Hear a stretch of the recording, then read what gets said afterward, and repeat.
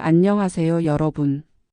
오늘은 한국을 뒤흔든 끔찍한 사건 안양 관양동 존속 살해 사건을 파헤쳐 보겠습니다. 이건 단순한 범죄 이야기가 아닙니다. 가족 배신 그리고 인간의 가장 어두운 욕망이 얽힌 이야기입니다. 이 사건의 전말을 함께 따라가 보시죠. 2008년 6월 7일 새벽에 안양은 고요했다.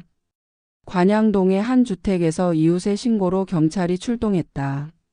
문을 열자마자 그들을 맞이한 건 끔찍한 광경이었다. 거실 바닥에 쓰러진 강막심. 그녀의 얼굴은 흉기에 관통당해 왼쪽 뺨이 처참하게 망가져 있었다. 치아가 부서지고 피가 바닥을 적셨다. 집 안은 뒤집어진 물건들로 어지러웠다. 서랍은 열려 있고 통장과 신용카드가 사라졌다. 하지만 이상했다. 지갑은 고스란히 남아 있었다. 경찰은 직감했다. 이건 강도 사건이 아니라 현장은 어색하게 연출된 느낌이었다. 강도가 침입했다면 왜 지갑을 두고 갔을까? 왜 이렇게 집을 일부러 어지럽힌 듯한 흔적이 남았을까? 수사는 즉시 시작되었다. 그리고 그들의 시선은 강막심의 주변 그녀의 가족에게로 향했다. 강막심은 42세의 평범한 여성이었다. 하지만 그녀의 삶은 결코 평탄하지 않았다. 그녀에겐 아들 김정균이 있었다. 22세의 젊은 청년. 그러나 모자 사이엔 깊은 상처가 있었다. 김정균이 5살이던 해 강막심은 이혼했다. 홀로 아들을 키울 여력이 없었던 그녀는 김정균을 보육원에 맡겼다. 어린 정균에게 이 선택은 배신처럼 느껴졌을 것이다. 중학생이 된 후 강막심은 아들을 다시 데려왔지만 그들의 관계는 이미 어긋나 있었다. 강막심은 죄책감을 안고 살았다. 아들에게 미안한 마음에 그녀는 매달 190만 원의 보험금을 아들 명의로 들어놓았다. 혹시 자신에게 무슨 일이 생기면 아들이 그 돈으로 새 삶을 시작하길 바랐다. 하지만 이 보험금이 훗날 비극의 씨앗이 될 줄은 몰랐다. 경찰은 김정균을 주목했다. 원망과 돈. 이게 동기일까? 김정균이 어머니를 버린 과거를 잊지 못하고 보험금을 노려 살해했을 가능성을 의심했다. 하지만 단서가 필요했다. 그리고 현장엔 그 단서가 있었다. 경찰은 숨을 고르며 집 안으로 들어섰다. 거실은 마치 폭풍이 휩쓸고 간 듯 어지러웠다. 서랍은 열려 있고 물건들은 바닥에 흩어져 있었다. 하지만 그들의 시선은 곧 차가운 바닥에 쓰러진 강막심에게로 고정되었다. 그녀의 얼굴은 흉기에 의해 처참히 망가져 있었다. 왼쪽 뺨은 뚫려 치아가 드러났고 피가 바닥을 검게 물들였다. 경찰들은 침묵 속에서 서로를 바라보았다. 이건 단순한 강도 사건이 아니었다. 수사팀은 즉시 현장을 샅샅이 뒤졌다. 첫 번째 단서는 혈흔이었다. 거실 바닥에 남은 O형 혈액. 강막심의 혈액형과 달랐다. 범인의 피일까? 수사관들은 흥분과 긴장 속에서 혈흔을 채취했다. 하지만 혈흔만으로는 부족했다. 그들은 더 많은 단서를 찾아 헤맸다. 그러던 중 한 수사관이 눈을 반짝였다. 여기 족적. 거실 바닥 피가 마른 자리에 신발 자국이 또렷이 찍혀 있었다. 신발 사이즈는 270. 이 족적은 범인이 남긴 흔적일 가능성이 높았다. 하지만 문제는 족적이 집 안 곳곳에 흩어져 있다는 점이었다. 마치 범인이 서둘러 움직이며 현장을 어지럽힌 듯한 느낌이었다. 경찰은 흉기를 찾는데도 심혈을 기울였다. 부엌에서 발견된 피 묻은 식칼. 하지만 지문은 흐릿했다. 범인이 장갑을 꼈거나 일부러 지문을 지웠을 가능성이 컸다. 수사관들은 실망했지만 포기하지 않았다. 그들은 집안의 모든 물건을 하나하나 조사했다. 통장과 신용카드가 사라졌다는 점은 눈에 띄었다. 하지만 지갑은? 놀랍게도 강막심의 지갑은 현금과 함께 테이블 위에 그대로 놓여 있었다. 강도가 침입했다면 왜 지갑을 두고 갔지? 한 수사관이 중얼거렸다. 이 질문은 수사팀의 머릿속을 맴돌았다. 현장은 연출된 듯한 기묘한 분위기를 풍겼다.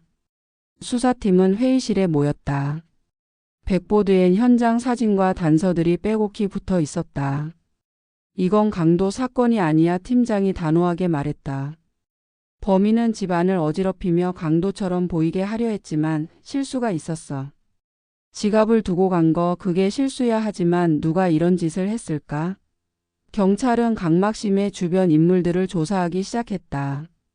그리고 그들의 레이더에 가장 먼저 포착된 건 그녀의 아들 김정균이었다. 김정균 22세.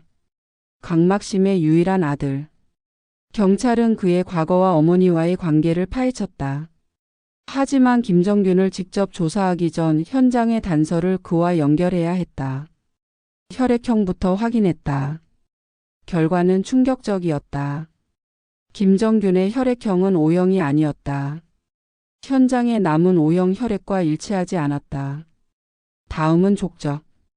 김정균의 신발 사이즈는 280. 현장의 270 족적과 미묘하게 달랐다. 수사관들은 혼란에 빠졌다. 김정균이 범인이 아니라면 대체 누구지?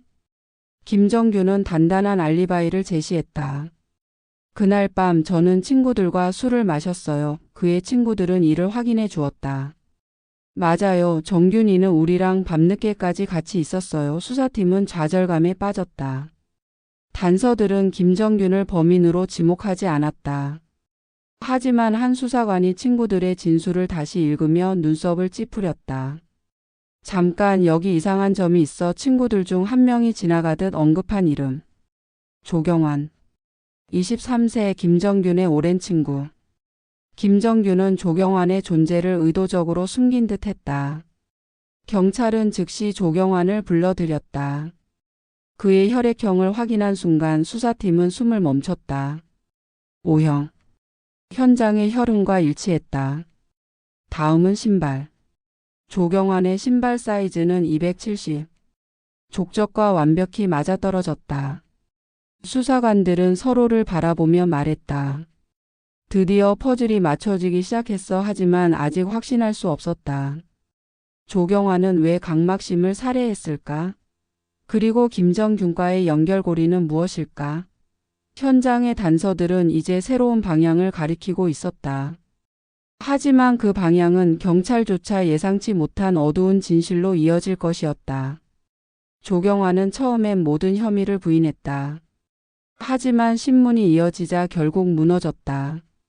그의 입에서 나온 이야기는 모두를 충격에 빠뜨렸다. 정균이가 시켰어요. 김정균은 어머니에 대한 원한과 보험금을 노리고 범행을 계획했다.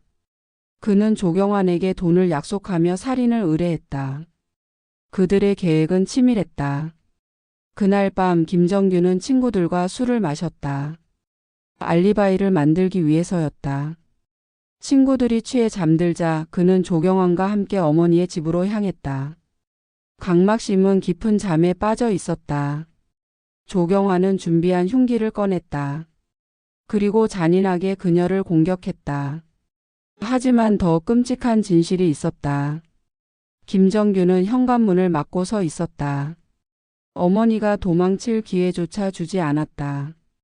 강막심은 아들의 차가운 눈을 보며 마지막 숨을 거두었다. 범행 후 그들은 집을 어지럽히며 강도 사건처럼 꾸몄다. 통장과 신용카드를 훔쳐 흔적을 남겼지만 지갑은 일부러 두었다. 그들의 연극은 완벽해 보였다. 하지만 경찰은 속지 않았다. 조경환의 자백과 현장의 물증은 김정균과 그를 법정으로 끌고 갔다. 2008년 말 재판이 시작되었다. 검찰은 김정균의 냉혹한 계획과 조경환의 실행을 낱낱이 밝혔다. 두 사람 모두 무기징역을 선고받았다. 하지만 김정균은 받아들이지 못했다. 그는 항소했다.